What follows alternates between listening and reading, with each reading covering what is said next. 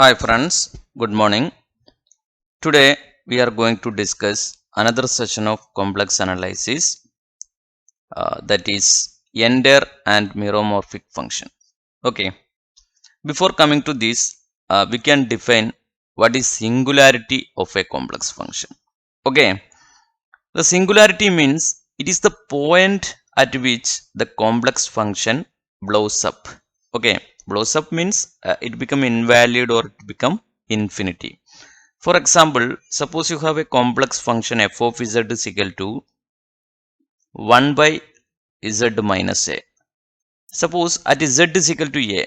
Suppose z is equal to a, this become 1 by 0, that is infinity. That means the function is not valid. Not valid, or you may precisely say this function is not analytic at this point. This point is not defined. Okay. So z is equal to a, that is the point that we can call it as a singular point. Okay, so this point is known as singular point, and this phenomenon in which the function become invalid, that we can call it as singularity. Okay, now singular points are those which the complex function is not analytic. If f of z is analytic everywhere except at the point z is equal to a, then z is equal to a is called a singular point.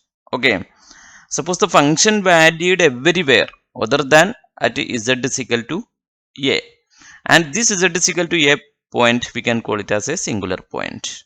Okay, if all the singular points are isolated, that means countably finite, such singular points are called poles. See, we can say what is a pole. Suppose your function is z minus a, z minus b, and z minus c. Okay, this is f of z. You may have some other z value here also, no problem. That is z cube divided by. So look to this, at z is equal to a, b, c. These all points corresponding to this function become blows up or it become invalid. Okay, so it has three singular points. That means we can have a finite number of singular points. Such a singular point, if the number of singular points are countable or it is finite, then we can say such a singular point we can call as a pole.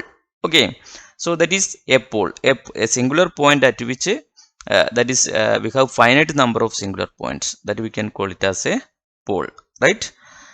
Now let us check what is entire function. What is entire function? Suppose you have a complex function which does not have any singular point are called the entire functions. So let me show you one example. Suppose you have a function f of z is equal to z square.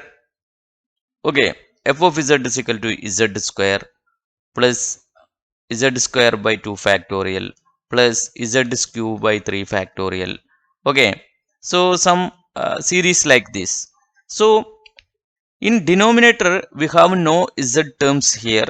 So whatever value you receive for this z, the function does not have any problem with that. That is the problem.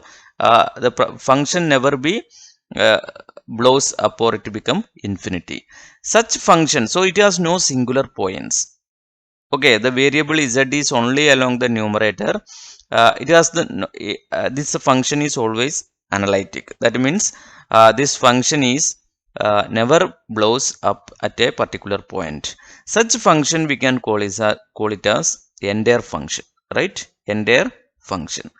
Now another kind of function is meromorphic function. Okay, meromorphic function is the function that analytic everywhere in the domain except for some isolated singular points. That means poles are called meromorphic function. Okay, that means here there is no singular point here. Meromorphic function are the function which have some countable number of singular points or poles. Okay, so that we can call it as meromorphic function. Now let us discuss about what are singularities. Okay, Singularities, we can call it as isolated and non-isolated singularities. We will discuss it later, in which what is isolated and what is non-isolated. Okay, in which we will focus on isolated singularities. Isolated singularities means we have a countable number of singularities, that is poles. Okay, and isolated singularity is further divided into three types based on the number of terms in the principal part of the Laurent series expansion of the function. Okay, what is Laurent series we have studied? Laurent series we have studied as that is in the previous lecture we have seen what is Laurent series. That is a function, complex function f of z we can represent as a series expansion. Okay, power series expansion we can represent like this. That is sigma n is equal to 0 to infinity an z minus a whole raised to n, and sigma n is equal to 1 to infinity bn z minus a whole raised to minus n. And there we have seen this is the principal part. This is the principal part. Okay, here the complex functions powers are positive. That is we have a positive coefficient, and here we have a negative coefficients, right? And these all are we discussed in the last class.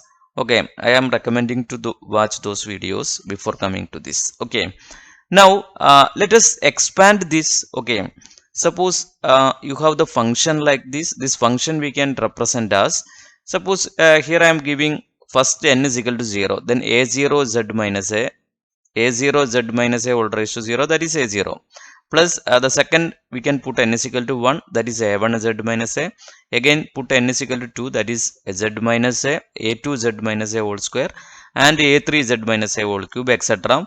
And here it is the negative power, so n is starting from 1.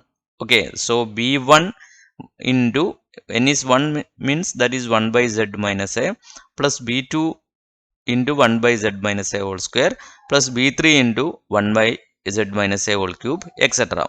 So this is the Laurent series expansion of a complex function, right? Now now we can come to the types of singularities. So let me start with one example. Suppose you have a complex function f of z is equal to e raised to 1 by z, right? See, our complex function is so look to this example. We can represent e raised to z as Taylor series expansion we have already discussed. That is 1 plus z by 1 factorial plus z square by 2 factorial plus z cube by 3 factorial plus etc. And e raised to 1 by z we can write as, that is 1 plus 1 by z plus, right, 1 by z square into 1 by 2 factorial plus 1 by z cube into 1 by 3 factorial plus. Okay, so this is our e raised to 1 by z. Now look to this part. This the powers are coming. Okay, the variable powers coming at the denominator. That means that represent this part of this Laurent series. This part we are calling it as principal part. This part is we call it as analytic part. Okay, so this principal part. Okay, so this part is corresponding to our principal part. Okay, now what I am saying is, here you can say the principal part contains an infinite number of terms, right? Okay, so it has an essential singularity. Essential singularity means in all term the point corresponding to z is equal to 0. Suppose you take z is equal to 0. Okay, that's the only singularity we can apply. Okay, because that must be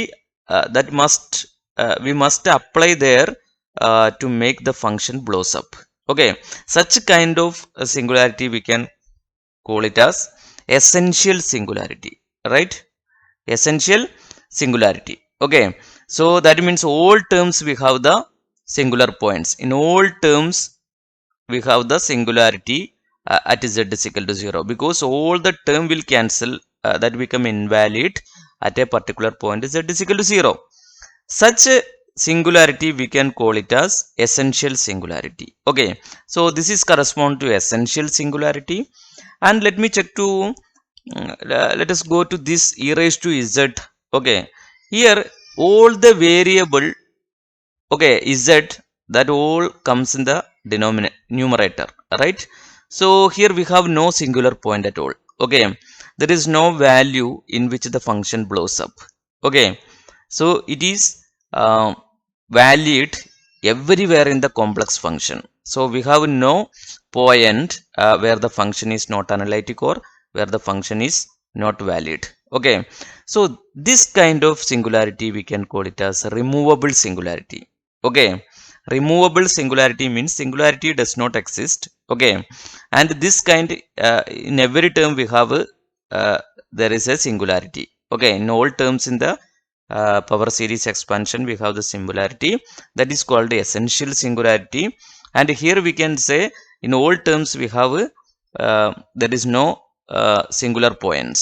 Okay, there we can call it as the removable singularity. Okay, right? Now what is a pole? Okay, so pole means we have already discussed. Suppose you have a function, okay, finite number of singularities. Suppose if I say z minus a whole cube, I can write a function like this. I can write a function z minus a whole square into z minus b. Okay, here all you can represent this singularity. Here you can say the singular, this function is blows up at z is equal to a, right? Okay, okay, this function blows up at z is equal to a, or it is analytic at z is equal to a, and this we can call it as a singular point. But here we can see this I can write as 1 by z minus a into z minus a into z minus a, right? So I can say it is a pole of order 3. It is a pole of order 3. Pole means it is the singularity in which we can countable. Okay, so it has only one singularity that is countable, then I can call it as it is a pole. Okay, now here we have a single pole but it is repeating 3 times. Okay, so I can say it is a pole of order 3, right? Here I can say z is equal to a, right? Z is equal to a, it is comes as 2 times because it is power is 2. So z is equal to a pole of order 2, of order 2. And here I can say z is equal to b, that is a pole of order 1, pole of order 1, right? So suppose you have a function like this, see e raised to 2z by z minus 1 whole cube, and from the question itself obviously it is clear that z is equal to 1 is the singular point. Okay, but we have a power of 3 here, so we can say this function is blows up at z is equal to 1, so it is a pole at order 3. Okay, pole of order 3, right? Okay, so now we have already discussed what is a removable singularity. What is a removable singularity? Let us discuss what is a removable singularity. Okay, we have already discussed what is removable singularity. If you have the expression e raised to z, we have 1 plus, right? 1 plus z by 1 factorial plus z square by 2 factorial plus z cube by 3 factorial, etc. Okay, in all these cases the variable comes on the numerator, right? So we have no value for z at which the function is blows up. Okay, so it is analytic in everywhere in the complex plane, right? So that is removable singularity. And we have already discussed the case of e raised to 1 by z, that is essential singularity, because all the variable comes in the denominator, that all the term will be blows up at z is equal to 0. In this case we have just discussed it before. Okay, so that such a kind of function, it has no singular point at all, that is removable singularity. So for one example I can consider the sin z by z.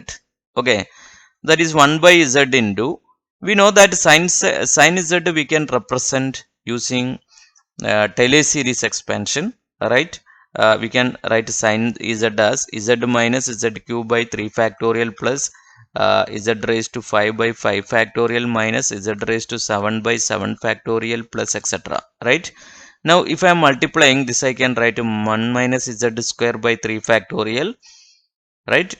Z raised to 4 by 5 factorial minus z raised to 6 by 7 factorial etc. Right?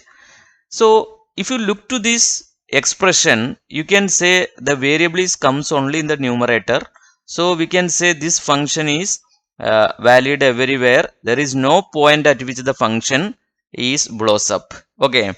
So at that time we can say it is a removable singularity. That means no singular point at all. Okay. So this so which is clearly that there is no term in the principal part. Okay, so it is the condition of removable singularity. Okay, now we can have some problem based on this. Okay, find the nature of singular points of the function z minus sin z by z square. Okay, so I can separate this. Z by z square is 1 by z square. This is sin z by z square, that is 1 by z minus, I can take this 1 by z square out. Okay, 1 by z square out. Then sin z I can represent as z is equal z minus, I can expand sin z using Taylor series expansion, that is z minus z cube by 3 factorial plus z raised to 5 by 5 factorial plus etc. This is plus, right? Okay, the final term is this is plus. Okay, etc. Now see, next is minus, right? So here minus, then z raised to 7. Now what I can do is I can multiply to inside the bracket, then 1 by z, here 1 by z, so z by 3 factorial minus z cube by 3. This 1 by z and 1 by z cancel. So finally we will get an expression like this. It is clear that the entire term, the z variable comes on the numerator, and the function is analytic everywhere. There is no point at which the function is blows up. So it is a case of removable singularity. It is the case of removable singularity. Okay, so this all about this session, and in the next section we will discuss about poles, residue, etc. Okay, thank you.